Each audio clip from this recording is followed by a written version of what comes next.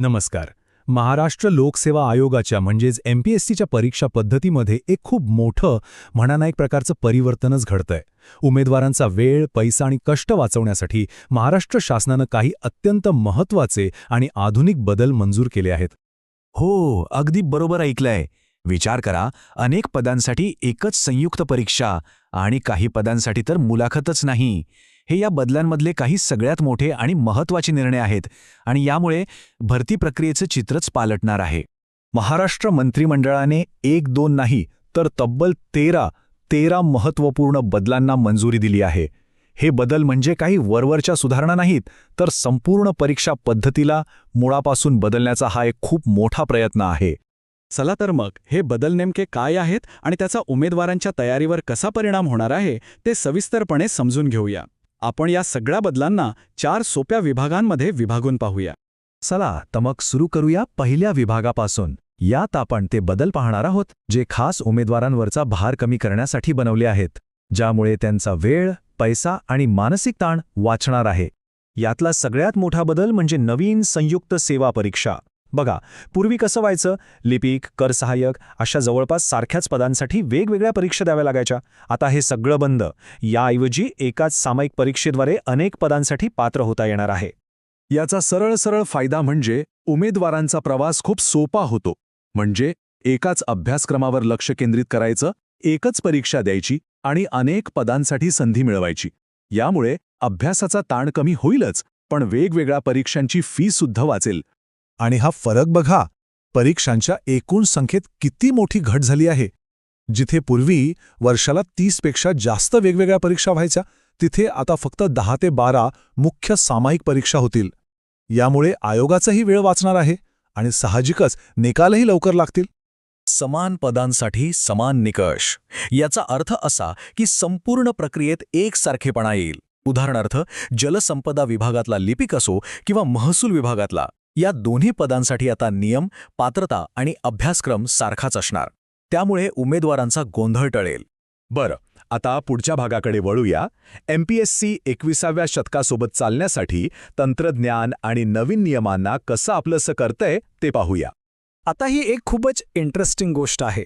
MPSC आता पहिल्यांदाच थेट कृत्रिम बुद्धिमत्ता म्हणजे AI आणि आधुनिक तंत्रज्ञानाशी संबंधित पदांची भरती करणार आहे.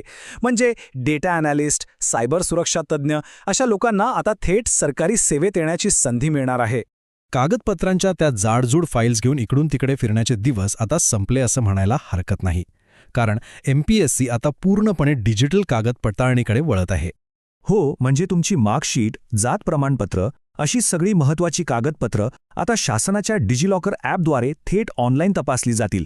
यामुळे कामकाज पेपरलेस पर होईलच, पण सगळ्यात महत्त्वाचं म्हणजे बनावट कागदपत्रांना आळा बसेल आणि संपूर्ण प्रक्रियेला प्रचंड वेग येईल. निपुण सेतू ही एक खरंच खूप नाविन्यपूर्ण योजना आहे.